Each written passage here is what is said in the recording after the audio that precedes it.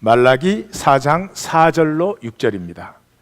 너희는 내가 호렙에서 온 이스라엘을 위하여 내 종 모세에게 명령한 법 곧 율례와 법도를 기억하라.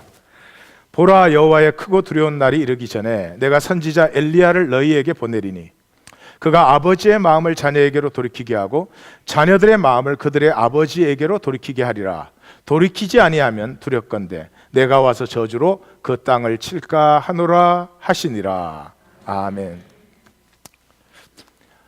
먼저 영상을 하나 보겠습니다. 음악을 듣습니다. 먼저는 그 영화 더 미션의 메인 팀, 가사를 붙여서는 넬라 판타시아 그렇게 부르죠. 그 부분을 듣고 그 다음에 무비의 영화의 그 장면도 또 보도록 그렇게 하겠습니다.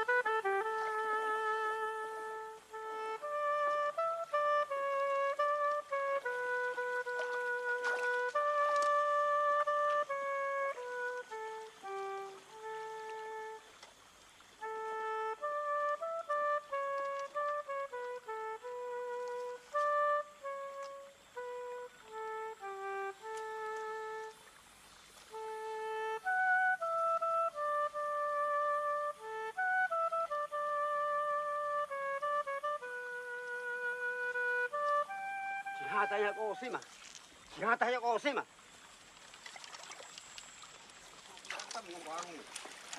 인바나 토마 인마이 토마 다 그거 뭐 한다 먹고 있으면 뭐 하?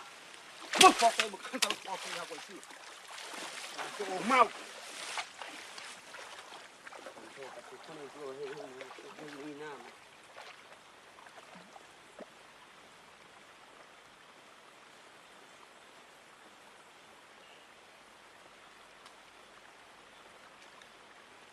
내가 아기 시시하고 수바리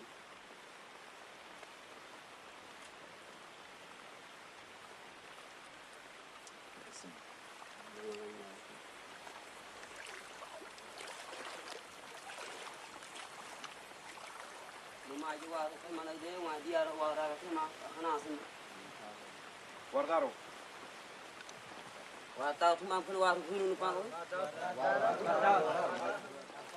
Mas Numar.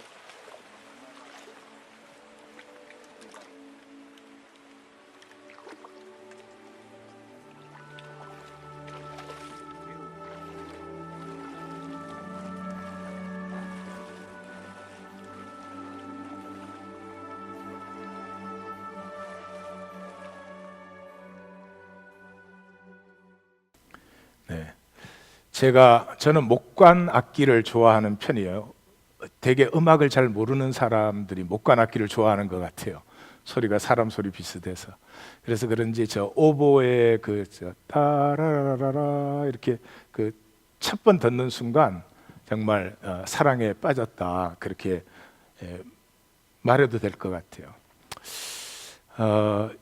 유럽 백인과 이 원주민들 사이에는 죽음의 단절이 있죠.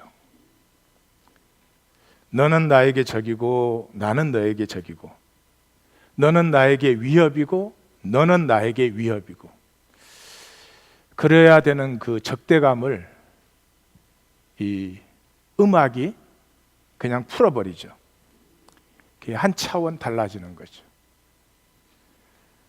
어떻게 해서 먹고 사냐, 돈 많이 버냐, 남보다 잘나냐, 그런 그 3차원 세계밖에 우리 삶에서는 그게 사로잡히기 쉽죠.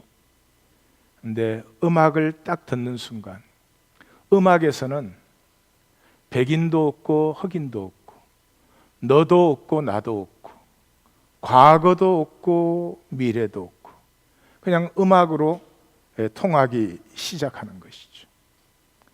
차원이 한 차원 달라진 것입니다. 차원이 높아진다는 말은 무슨 도를 많이 통한다 그런 말보다는 차원이 달라질 때마다 하나됨의 영역이 넓어지기 시작합니다. 우리는 모든 것과 하나일 수 있는 존재인데 자기 자신과도 하나가 되지 못한 채 살아갑니다. 그 삶은 가난할 수밖에 없습니다. 정신적으로, 물질적으로, 영적으로.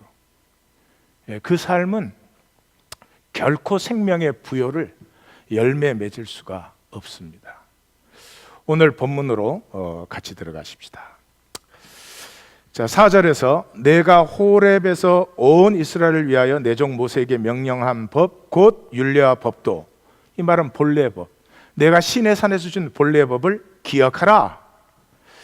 자, 그 기억을 돕기 위해서 보라, 여호와의 크고 두려운 날, 심판날이 이르기 전에 내가 선지자 엘리야를 너희에게 보낸다. 보내는 이유는 그 기억을, 본래 율법을 상기시키기 위해서. 그래서 본래 율법이 회복되면 어떤 일이 일어나느냐, 그가 아버지의 마음을 자녀에게로 돌이키게 하고 자녀들의 마음을 그들의 아버지에게로 돌이키게 한다. 이게 율법의 중심이요 본래 목적이라는 거죠. 이상하죠? 그럼 같이 보십시다. 두렵건대 그것이 안 되면 내가 와서 저주로 그 땅을 칠까 하노라. 해석을 붙이면 시내 산의 원래 율법을 기억하라. 그 본래의 법으로 심판받기 때문이다. 본래의 법을 기억해. 본래의 법으로 심판받아요. 우리는 본래 법을 받은 다음에 우리 마음대로 고치죠. 우리 마음대로 종교를 만든 다음에, 그래서 뭐 내가 하나님 사랑하고 하나님 따라야 되겠지만 사정이 되면 그렇게, 또 사정이 안 되면 우리는 우리의 편하게 자꾸 수정을 해요.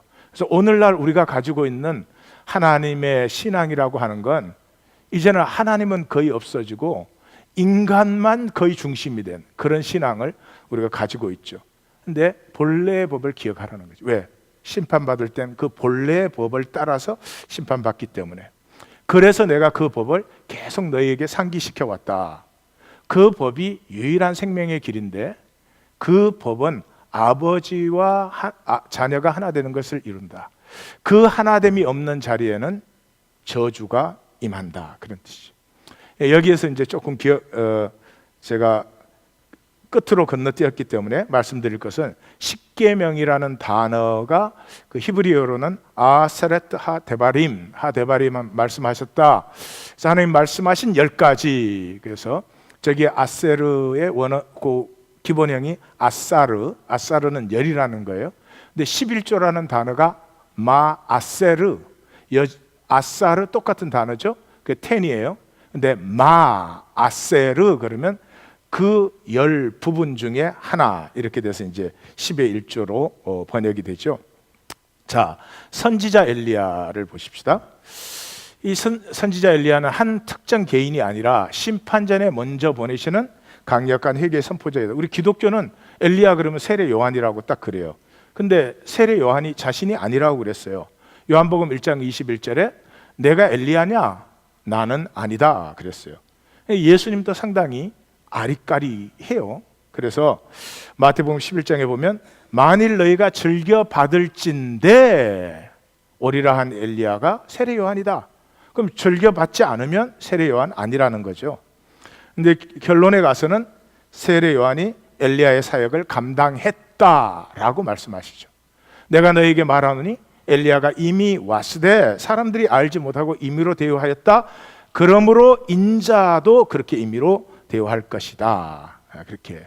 그래서 세례 요한이라고 하는 엘리야라고 하는 것은 심판전에 보내시는 그 하나님의 가슴이에요. 누구 특정 개인이 아니고 그 섭리의 마디마디마다 이 시대가 마감되어지기 전에 내게로 돌아오기를 바라는 그 아버지의 가슴의 특징이죠. 그래서 사사기 시대는 사사기 시대의 가장 어두운 시대 중에 하나였죠. 마지막에 누구를 보냈어요? 사무엘을 보냈죠. 그리고 사사기 시대가 마감되어지죠. 그 다음에 왕국 시대 누구 보냈어요? 마지막에 예레미야. 그 요시야 이후에 그 이스라엘의 부패와 타락은 정말로 입에 담기가 민망스러운 그런 상황에 눈물의 선지자 예레미야를 보냈죠. 포로기에는 누구를 보냈어요? 에스겔 보냈죠. 귀한기에는 누가 보냈어요? 말라기 보냈어요. 그래서 지금 우리가 보고 있죠. 그 다음에 400년 침묵기에는 누구를 보냈어요? 세례 요한을 보냈죠. 기독교 제국시대. 기독교 제국시대는 누구를 보냈어요? 기독교 사도 공동체 역사가 끝나고 기독교가 로마의 제국 종교가 되면서 1100년 우리가 암흑의 시대, Dark Age라고 부르는 기독교 제국 시대, 크리스천덤. 기독교가 모든 권세를 장악하고 모든 사람이 기독교 시키는 대로 해야 되는 그때가 인류가 가장 어두웠던 때였습니다. 그때를 누구를 보냈어요? 존 위클리프와 존 후스. 14세기. 이 암흑 시대가 끝나면서 위클리프와 후스의 그 영향을 받은 마틴 루터와 이 칼빈들에 의해서 이 종교 개혁이 일어났죠. 종교 개혁이 일어나면서 기독교 종교 시대가 시작되었습니다. 자, 이 기독교 시대는 누가 마감할 것인가? 누가 하나님의 가슴을 전하고 기독교 시대가 끝나고 생명의 시대, 예수님의 삶, 예수님의 생명을 나누는 교회가 조직이 아니라 그리스도의 몸된 유기체가 되는 그런 시대를 열 것인가? 하나님이 예비하셨죠. 우리 하나님 교회가 그 중에 하나가 되기를 간절히 바라는 것입니다. 세 번째로 저주로 그 땅을 치리라. 지금 본문 얘기하는 거예요. 이게 성경적 원리예요. 사람을 저주하지 않아요. 사람을 저주하지 않고 땅을 저주해요. 그래서 사람은 내어버려 두십니다. 창세기에 보면은 하나님이 아담과 이브 절대로 저주 안 했습니다. 죄를 짓고 사람이 저주받았다 그런 사람들이 있는데 성경 안 읽어서 그래요. 성경에 보면 하나님이 땅과 뱀을 저주했죠. 그래서 3장 17절에 보면 내가 내게 먹지 말라 한 나무의 열매를 먹었은즉 땅은 너로 말미암아 저주를 받고, 땅이 저주를 받아서 어떻게 돼요? 평생에 땀 흘려 수고해야 그냥 먹고 살아요. 근데 그 땅이 좋은 것을 내주지 않고 가시덤불과 엉겅퀴를 내준다는 것이죠. 그것이 우리의 오늘의 실존의 모습이에요. 이 어마어마한 가능성과 아름다운 인간이 먹고 사는데 매달려 가지고 몸부림을 칩니다. 그 삶이 불쌍하니까 의를 좀 만들어내려고, 무슨 뭐 종교적 의, 뭐 옷을 좀 좋은 거 입었다, 뭐 학교를 좋은데 다녔다, 막 그 하나님의 영광에 비하면 배설물 같은 그런 삶을 사는 것이죠. 그걸 하나님이 어떻게 하셨느냐? 내어버려 두셨다는 거죠. 로마서 1장이 시작하자마자 복음의 시작이 뭐예요? 내버려 두셨다. 마음의 정욕의 더러움에 내어버려 두셨다. 이것은 마음에 그렇게 했는데 저기 스피릿입니다. 영이 타락했죠. 26절에 부끄러운 욕심, 그런데 저게 성적 욕심을 얘기하는 것이. 그래서 20절에 인간의 성이 다 타락됐다. 여러분, 성이 이렇게 타락한 건 인간밖에 없어요. 동물의 성이 타락했습니까? 안타깝죠. 부끄러운 욕심, 육이 타락했어요. 영과 육이 타락했죠? 결과가 뭐예요? 그 상실한 마음대로, 버려진 마음대로 내어버려 두셨다. 그랬어요. 그러면 하나님이 인간이 타락했을 때 인간을 저주하지 않고 그 땅을, 그 삶의 틀을 저주한 이유가 뭐예요? 고난이 되는 거죠. 정신토록 땀 흘려 수고해도 가시덤불과 엉겅퀴를 거두는. 왜? 돌아오게 하시려고. 탕자가 떠났어요. 떠나서 삶이 훨씬 더 보람있고 좋아. 그럼 안 돌아오죠. 근데 떠나보니까 안 좋더라 이거죠. 그래서 돌아오는 거죠. 옆에 분에게 떠나보니 안 좋아. 그래서 자기가 스스로 만든 터, 탕자가 만든 터는 유업이 안 돼요. 유업이 될 수가 없어요.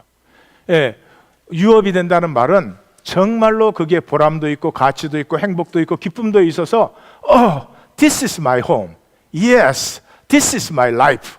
그렇지. 이렇게 사는 거지, 사람은. 그렇게 돼야 유업이 되는데 뭘 좀 가졌다 그러고 뭘 좀 했다 그러고 이뤘다 그러고 뭐 나름대로 번쩍번쩍 붙이고 댕기지만 Nobody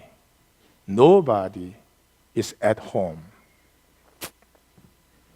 그래서 유업으로 받지 못하는 그런 땅을 갖게 됐죠. 그래서 어떻게 됐어요? 그 땅이 이제 내 아우의 피를 받았기 때문에 그 땅에서 내가 피하며 유리하는 자가 되리라. 피하며 유리한다. 이 고조선 시대 말이라 그랬죠. 무슨 말이죠? 피하며 유리한다는 말은 자신일 수 없다는 거죠. I am never at home. At home. 내가 내 가정에 있다는 말은 내가 나로 편안하다 이 말이죠. 어제 제 아내가 이러더라고요. 이제 집안에 있으니까 뭐 아무거나 입고 다니면서 이러더라고요.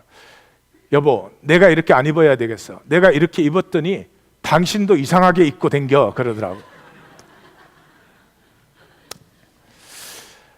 집에 있을 때나 이렇게 머리 단정하게 하고 세수하고 있을까요? 아니, 보면 시험에 들어요. 예. 다시는 보고 싶지 않다 이렇게 되는 거죠. 제가 제 아내 보고 그랬어요. 여보, 우리는 이제 할매가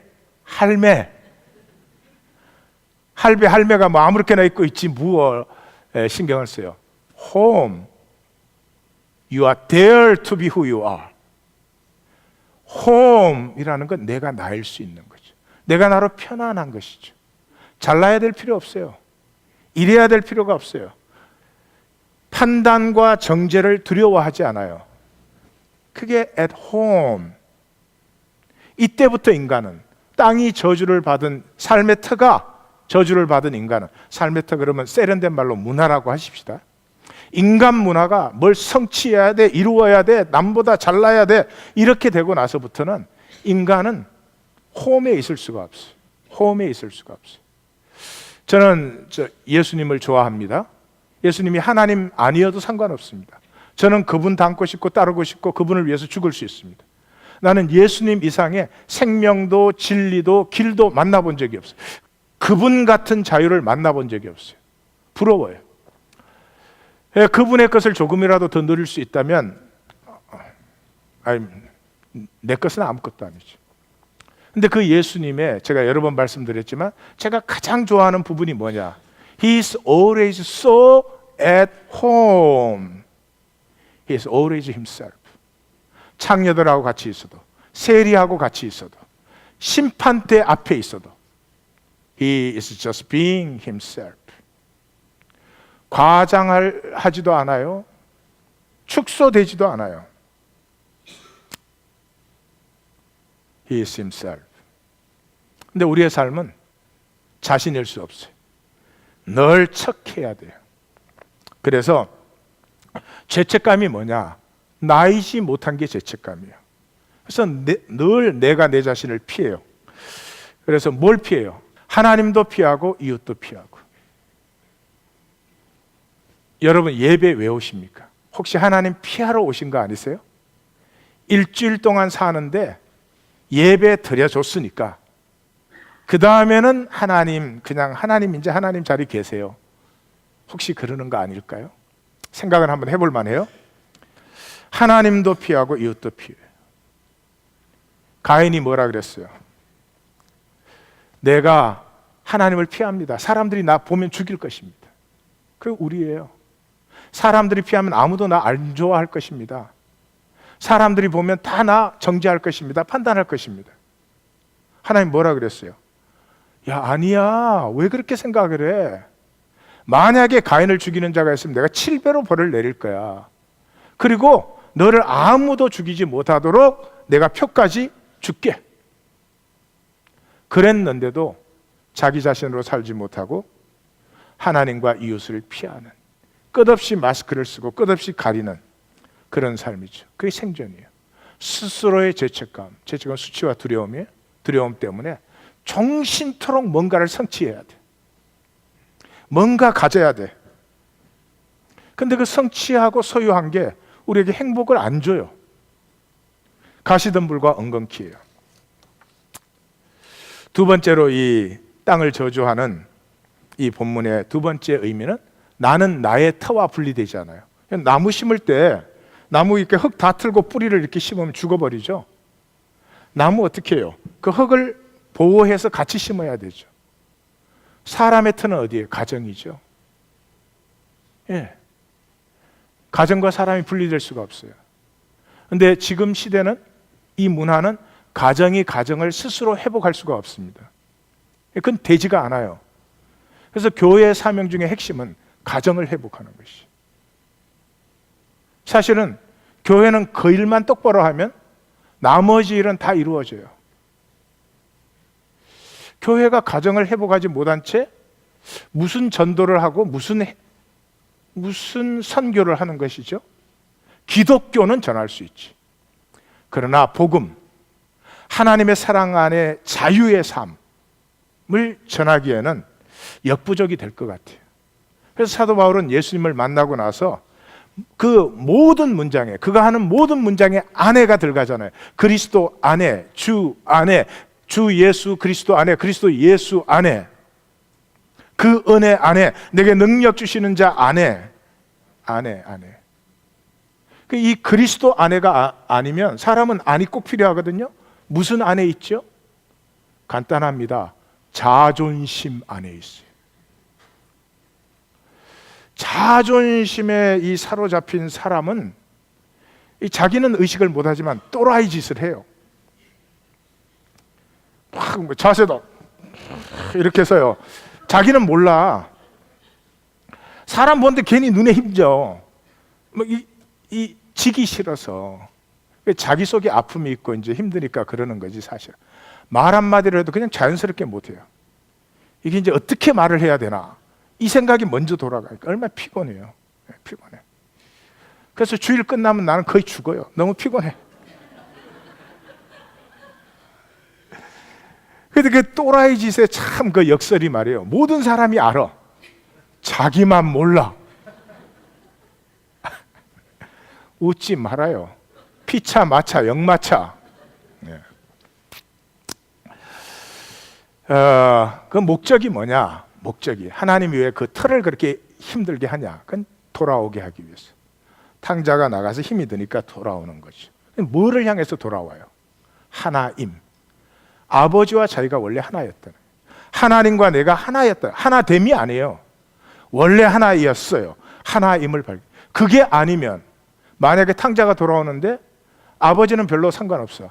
집에 돌아가야 이제 잘 먹고 잘 살겠다. 현상적인 편안함을 위해서 돌아온다면 그게 돌아옴이 아니죠. 아버지를 향해서 돌아오죠. 아버지를 향해서.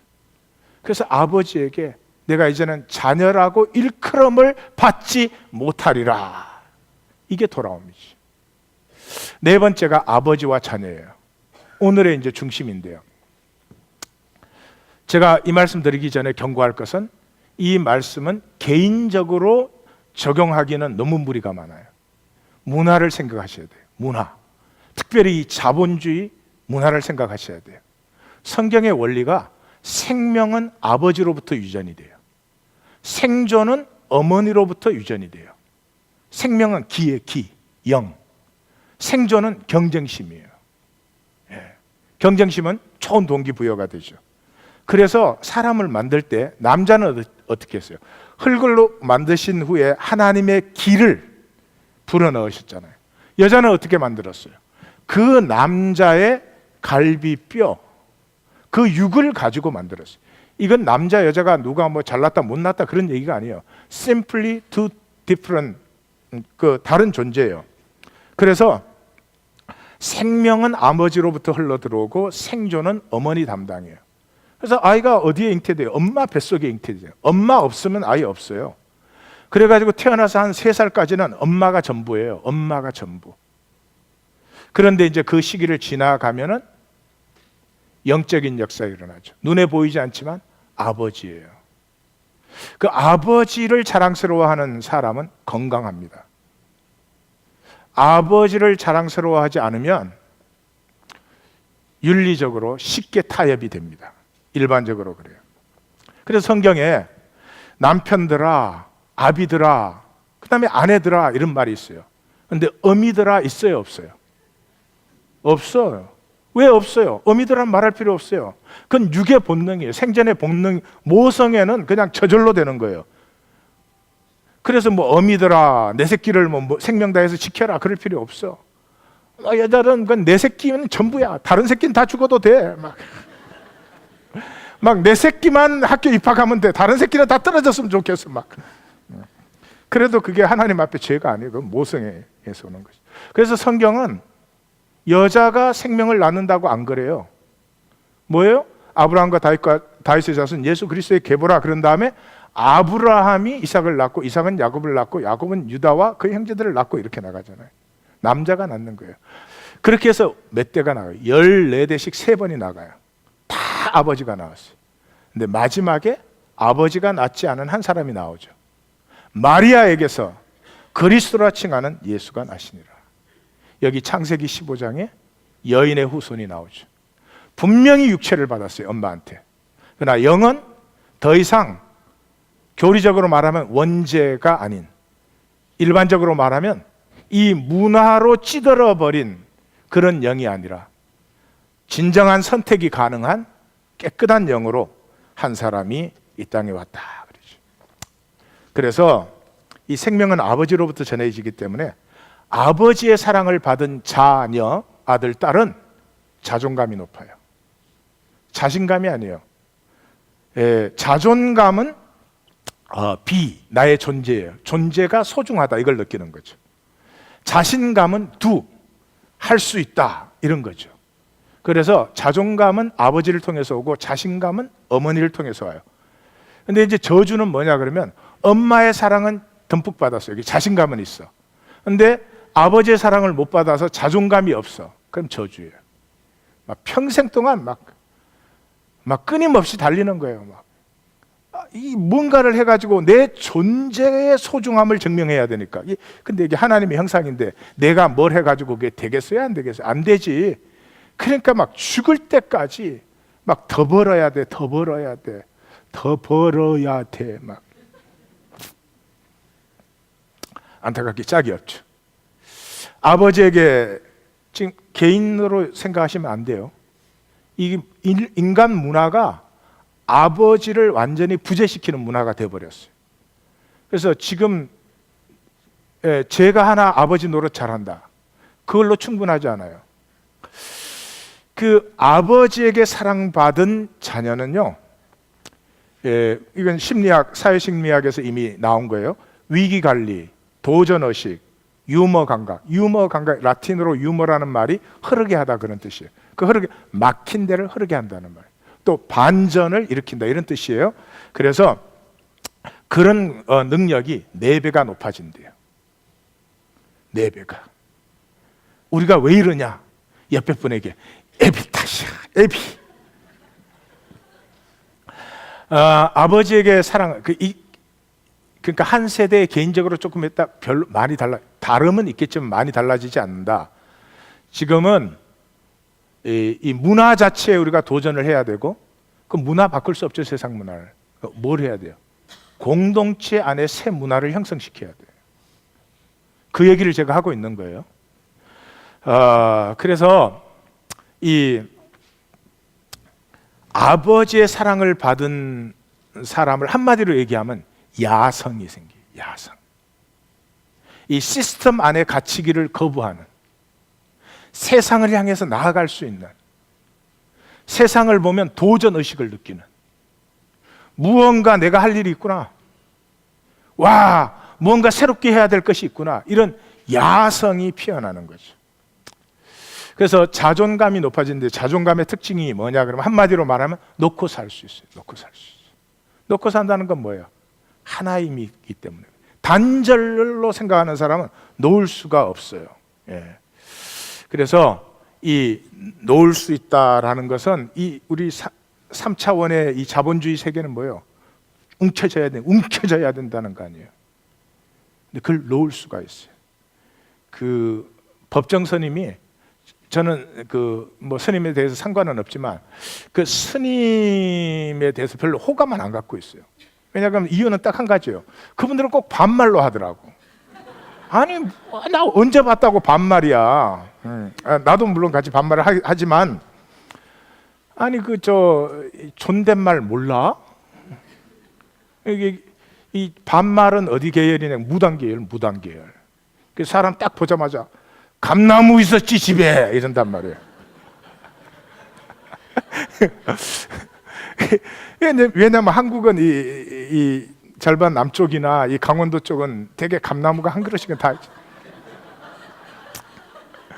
그래서 아니 없었는데요. 그러니까 다행이야, 큰일 날 뻔했어, 막 이러다. 아이고, 나는 거기에서 끝나. 그리고 스님들이 쓴 책을 사람들이 많이 사니까 처음에는 그래도 좀 사람들이 많이 본다 그러면 다 사갖고 봤는데 이제는 안 봐요. 한국 불교는 아직도 우리 뿌리를 찾는 데는 아직 미달된 거예요. 거의 상식 수준의 얘기예요. 깊은 얘기 사실 없어요. maybe 사람들에겐 그 말이 필요한지 몰라. 근데 법정스님이 그 책에 그 기절이 있어요. 홀로 서라, 그러면 홀로가 아닌 것을 안다. 그 말은 참 마음에 딱 와서 닿더라고요. 홀로일 수 있으면 홀로가 아닌 것을 알아요. 홀로가 아닌 것을 안다, 하나인 것을 누린다는 말이 이런 것이에요. 자연을 보고 미소 지어요. 하늘과 땅이 나와 단절된 관계없는 게 아니라 내 삶의 한 부분으로 다가오죠. 자연을 보고 웃고 느끼고 말을 해요. 동물과 얘기하고 관계해요. 아이들을 보세요. 강아지 보면 대번에 같이 놀잖아요. 어른들은 강아지 보면 대번에 쫓아내잖아. 이게 자기도 모르게 3차원, 자기 그 지금 먹고 살아야 돼, 돈 벌어야 돼, 이 깨끗하게 관리해야 돼. 그거에 딱 사로잡혀 있는 거죠. 누림에 대해서는 저는 유머가 있고 콧노래가 나와요. 샤워할 때도 콧노래가 안 나온다. 그분은 교회 다닐 일이 아니에요. 돈 많이 들어요. 여러분, 샤워할 때 옷을 다 벗잖아요. 사람이 옷을 벗는다는 게 굉장히 상징적인 것이죠. 모든 재앙과 그 세상에 살려면 억눌렸던 것에서 정말 자유해지고, 그 또 샤워라는 것은 컴포터블한 시간에 노래가 나와야 됩니다. 근데 샤워하고 있는데도 신경질이 나. 그건 제 설교로는 어떻게 할 수가 없어요. 예. 여러분, 놓으세요.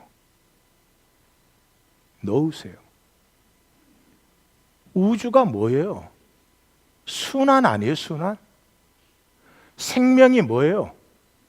순환 아니에요? 근데 쥐고 있으면 어쩌자는 거예요? 놓으면 반드시 돌아오는데, 후이 누르고 대고 더 보태서 풍성하게. 당장 오늘 오후에 실험을 해보세요. 남편에게 좋은 말 한마디 이렇게, 저 인간이 내 뜻대로 될 때까지 내가 인정해 주나 보라, 그렇게 움켜잡지 말고 탁 놓고, 여보, 당신 그래도 괜찮은 사람인데 나 만나서 고생했다. 이제 안 때릴게. 이게 설교자의 모든 예화는 이게 자기 수준에서 반드시 넣으세요. 반드시 풍성하게 돌아와요. 나는 역사와 세계의 주체가 아니에요. 내가 잡고 있으면 내 것 되는 거 아니에요. 붙들면 어떤 것들이 내 것이 되느냐, 이 일루전, 허상이죠. 그래서 뭐예요? 현대인의 삶에서는 권태감, 슬럼프, 우울증, 분노, 한, 이거는 사람에게 필요한 거예요. 구름이 흐르듯 지나가게 하면 되는데 슬럼프를 벗어나야 된다고 슬럼프를 쥐고 있단 말이에요. 그래서 못 봐요. 우울하면 내가 지금 우울하구나. 그렇고 놓아두면 구름이 지나가듯이, 바람이 흘러가듯이 지나가는데, 이 우울하면 안 되는데 어떻게 우울 안 할 수가 있어요? 이렇게 긴 설교에 시달리면 우울해지지. 이 자신감은 필요한 것인데요, 좋은 동기부여가 되죠. 허점이 뭐예요? 자신감은 단절에서 오는 거죠. 너보다 내가 나아야 된다는 거예요. 너보다 결코 뒤질 수, 심지어 교회를 와서도 너보다 나는 잘 믿어야 된다는 거죠. 그게 뭐 때론 좋은 동기부여가 되기는 하지만 이 삶을 굉장히 피곤하게 하는 것이죠. 제가 이번에 한국에 도착하자마자 영국 더 타임스의 기자인 앤드루 세먼, 이 한국 권위자입니다.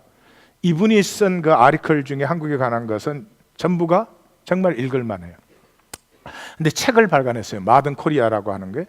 그래서 제가 도착하자마자 그 책을 좀 살펴봤습니다, 내용을. 근데 뭐 이렇게 쭉 일일이 볼 것도 없어요. 한마디로 한국 사람은 뭐냐? 한국 사회는 극단적이에요. 극단적. 뭘 해도 죽도록 한다는 거예요. 뭘 해도 죽도록. 딱 남과 북을 보라는 거예요. 남, 세상의 자본주의를 그 짧은 시간에 압축 성장을 시켜가지고 세상에 없는 나라예요. 북한을 보세요. 이제는 돈 더 줘도 안 받는 스탈린주의를 이 붙들고는 3대 세습을 시키는, 이런 건 이게 한국에서만 가능한 일이라는 거죠.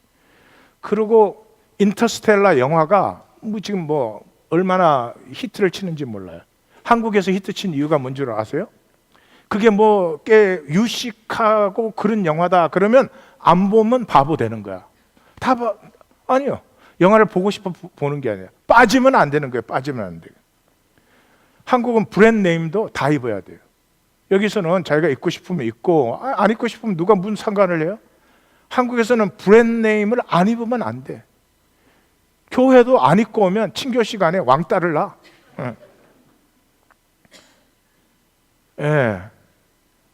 그 커피, 고승민을 만났지. 고승민은 만났거든. 그럼 또 커피 얘기야. 걔는 또 커피가 복음인 줄 알아. 그런데 한국에 지금 뭐 커피가 그 뭐 브랜드가 얼마나 많은지 몰라요. 왜냐 그러면 이게 커피가 이렇게 됐어요. 한국이 커피 소비율이 세계 4위예요. 4위.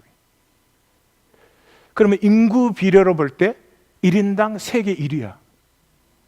아니 언제 우리가 커피를 마셔서 물론 그 뭐 뉴저지에 있는 어떤 교회는 커피 마시느라고 예배도 늦게 들어온다고 그러더라고. 근데 1인당 그게 뭐 커피 즐겨서 그래요? 아니야. 카페 반에 뭐 말이 반이에요? 뭐 카페 하나 뭐 이런 거 이게 들고 댕겨야 인간 대접을 받는 거예요. 그래서 다 먹은 다음에 컵을 안 버리고 또 들고 나가.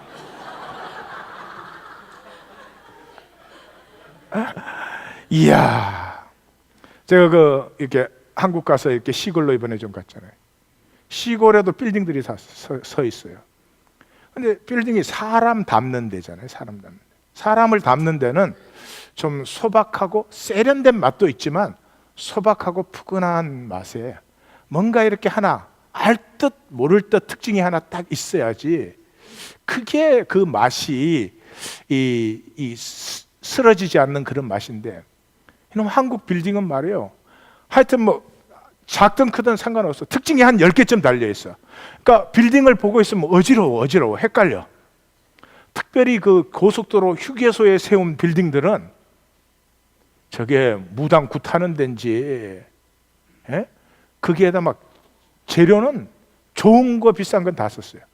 빌딩마다 대리석 안 붙인 데가 없고 유리 안 들어간 데가 없고 하여튼 비싼 건 다 썼어요. 극단지. 휴가를 가는데 휴가 가는 게 아니에요. 사명이에요. 사명. 휴가 못 갔다 그러면 또 빠지니까 치열하게 가는 치열하게. 그래서 앤드류 세먼이 한마디로 피곤한 한국인. 피곤한 한국인. 왜 그래요? 한국 문화가 아버지가 부재된 문화예요. 막 엄마가 온갖 그냥 그 모성의 본능으로 내 새끼 이렇게 길렀지. 그러니까 남한테 뒤지고는 못 살아. 근데 자존감은 낮아. 이건 뭐 자본주의 일반적인 성향이기도 해요. 자본주의가 본격화되면서부터 아버지가 없어져 버렸잖아요. 애들 일어나기 전에 출근했다가 애들 잠잘 때 퇴근하니까. 단순히 그런 물리적인 얘기가 아닙니다. 심리적으로 자녀 양육에서 아버지는 사라져 버렸어. 아버지는 잘못했을 때 와갖고 소리 지르는 사람.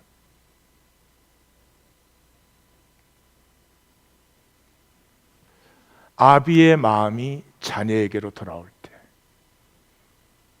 엄마하고는 다르잖아요. 엄마는 이러잖아요. 맛있는 거 주면서 다 먹고 나가 이러잖아요. 아버지는 애가 맛있는 거 지 혼자 숨어서 먹으면 어떻게 해요? 얘 나눠 먹어. 아빠 또 사줄게. 그냥 어느 게 좋은 게 아니에요. 양쪽이 다 필요한데 다르다 이 말이에요.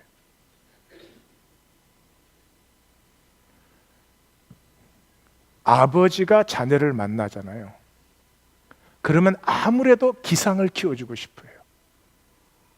뭐 쫀쫀하게 남보다 잘하고 이런 것보다는 뭔가 가슴이 좀 열리는, 통을 크게 보는. 나는 그렇게 못 살았어도.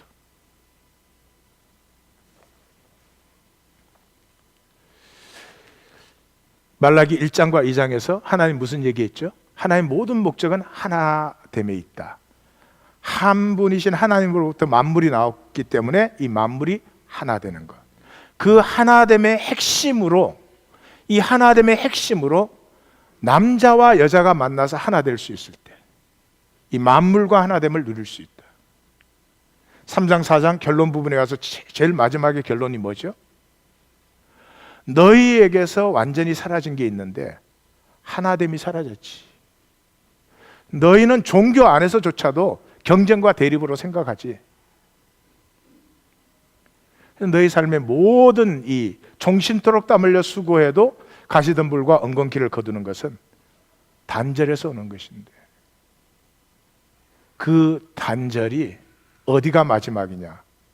아버지와 자녀가 단절됐단 말이에요. 그럼 다른 어떤 것과 연결이 될 수가 있겠어요? 자, 요약합니다. 첫째, 생명의 길을 기억하라. 생존의 거짓에 너무 오래 사로잡혀 있어요. 생명의 신비는 1 플러스 1이 2가 아니에요. 1 플러스 1이 무한이에요. 남편과 아내의 작은 마음 하나가 이렇게 딱 같아질 때, 거기서 누리는 생명의 풍성함은 말로 할 수 없어요. 이 세상에서 가장 강력한 힘이 to reunite, 다시 하나가 되고 싶어요. 인터스텔라 영화의 주제는 사실 여기에 있어요. 그런 점에서 중요한 영화기는 해요. 하나됨이 있어요. 돈 왜 벌려고 하세요? 돈 벌어서 마음껏 쓰려고? 아니에요. 돈 있으면 사람들이 나를 가까이 해준단 말이에요. 권세나 모든 것이 그렇죠. 잘 보십시오. 뿌리 중에 뿌리가 to reunite. 정말로 하나가 되고 싶어요. 남편, 아내뿐만 아니라 가족뿐만 아니라 내 사랑하는 친지들, 친구들과 하나됨이 있는 사람은 쓸데없는 욕심을 안 부려요. 욕망은 사람을 더럽게 해요. 욕심은 사람을 더럽게 해요. 욕망에 사로잡힌 사람은 수단 방법을 안 가리고 결과만 얻으면 된다고 생각해요. 남이 모르면 슬쩍슬쩍 뭐 거짓말도 할 수 있고 뭐 딴짓도 할 수 있고 다 해요. 스스로 더럽게 만드는 거죠. 생명의 길을 기억하라. 두 번째, 지금이 돌이킴의 시간이다.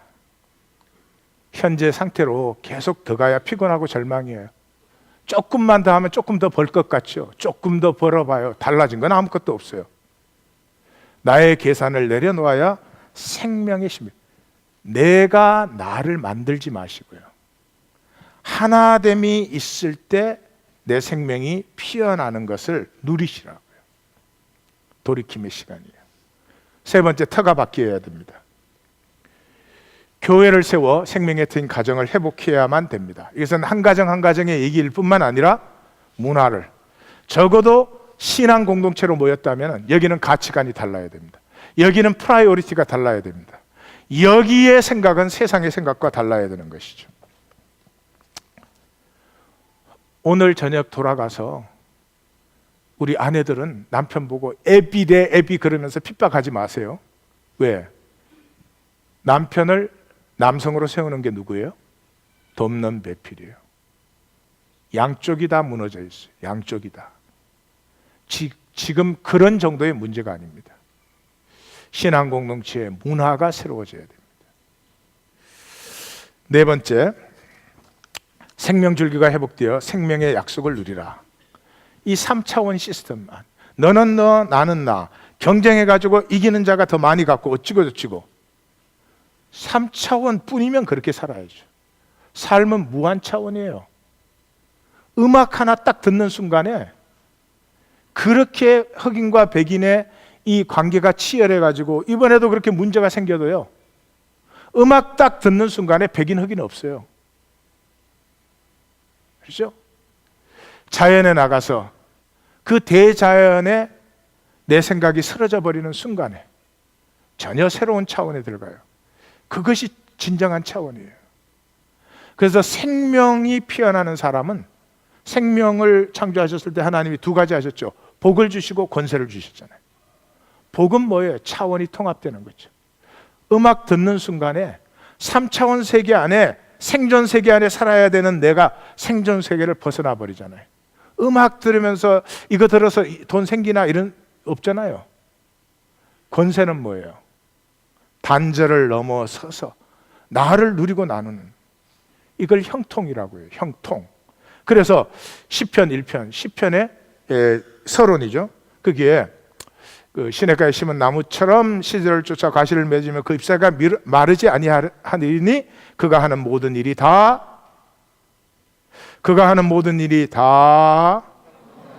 형통하리로다. 자기 자신을 향해서 형통하리로다 한번 하십시다. 예, 약속의 땅에 들어갈 때 광야까지는 서론이죠. 약속의 땅에 들어가는 게 본론이잖아요. 본론 시작이 어떻게 돼요? 다 같이 읽습니다. 이 율법책을 내 입에서 떠나지 말게 하며 주야로 그것을 묵상하여 그 안에 기록된 대로 다 짓게 행하라. 그리하면 내 길이 평탄하게 될 것이며 내가 형통하리라. 다시 한번 형통하리라. 이것을 예수님은 어떻게 표현하셨어요? 이 반석 위에 내 교회를 세우리. 교회가 이런 조직이에요? 아니죠. 하나님과 하나된 회복을 이루리니, 그게 음부의 권세가 어떻게 이겨요? 아니, 하나님과 하나된 삶을 누리기 시작하는데 음부의 권세가 계속 도전은 미혹은 하죠. 그럼 어떻게 이길 수가 있어요? 절대 이길 수 없어요. 그때 뭐라고요? 천국의 열쇠를 내가 내게 주리니 땅에서 무엇이든지 매면 하늘에서 매이고 땅에서 무엇인지 풀면 하늘에서 풀리라. 무한 차원의 통합, 무한 차원의 통합, 드디어 생명의 유기치가 되죠. 이 내 몸이 세포가 다 통하듯이 우리 모두와 주님이 하나로 통하는, 말라기 전체의 조망을 보십시오. 1, 2장에서는 뭐예요? 너희가 가짜로 살고 있어. 가짜로. 왜? 그건 단절됐다고 생각을 하기 때문에. 그러므로 하나됨이 회복돼야 돼. 3, 4장은 뭐예요? 3, 4장에는 처음에 메시아, 저 부분은 우리가 했죠. 3장 1절에서 5절. 메시아가 온다. 메시아가 와서 뭐 한다고요? 세탁소 한대요. 세탁소. 메시아의 직업은 세탁소예요. 예. 금을 연단하는 불같이, 표백하는 잿물같이 메시아가 누구를? 우리를 깨끗게 해요. 왜? 더러우면 하나 못 돼요. 더러우면 하나 못 돼요. 아무리 하나 되고 싶어도 더러우면 하나 될 수가 없어요. 그래서 깨끗게 하신대요. 그 하나됨의 총결론이 뭐예요? 끝에 와서 아비와 자녀가 하나가 되는 거죠. 그 가운데 이제 11조와 나누임이 나오죠. 마지막 때 나뉘어져요. 뭘로 나뉘어져요? 하나임과 단절. 영원한 단절 속으로 들어가느냐, 영원한 하나됨으로 들어가느냐, 그것이 다르다는 거죠. 이 약속의 유업을 해방하는 것이 우리의 욕망이죠. 욕망은 단절되었다고 느끼기 때문에 나오는 것이죠. 예수 믿는다는 말이 무슨 말입니까? 사랑하는 성도님들, 예수 믿는다는 말이 교회에 출석한다는 말이 아니기를 바라요. 종교 행위를 한다는 말이 아니기를 바라요. 예수를 믿으면 다른 차원이 보이기 시작해. 나는 이게 전부인 줄 알았어요. 얼마나 잘 먹고 잘 사냐, 그게 전부인 줄 알았어요. 근데 다른 차원이 보이기 시작해요. 다른 차원이 보이면 어떻게 해요? 초조하고 조급하고 욕심내고 경쟁하던 것에서 이시 아웃되어져요. 마음의 여유와 용납의 품이 너그러워져요. 안 될 때는 와이프가 나하고 다른 건 다 눈에 거슬려. 지금은 감히 못 거슬려. 삶이 맑아지기 시작해. 내가 윤리적인 노력을 하는 게 아니에요. 삶이 맑아지기 시작해요. 맑으면 울려요. 자기가 좋아지기 시작해요. 내가 좋아야 내가 만유를 누릴 수가 있는 거죠. 초월이 안 보이면 조건이 전부예요. 어쩔 수 없어요. 내가 어떤 학교를 나왔느냐, 지금 돈을 얼마나 갖고 있느냐, 사람들이 얼마나 나를 인정하느냐, 잘났냐 못났냐, 어떻게 생겼느냐, 키가 기냐 짧으냐, 이게 전부라고. 이게 전부라고요. 너무나 웃기지요. 우리 웃기지 말고 삽시다. 우리 웃기지 말고 행복하게 사십시다. 기도하십시다.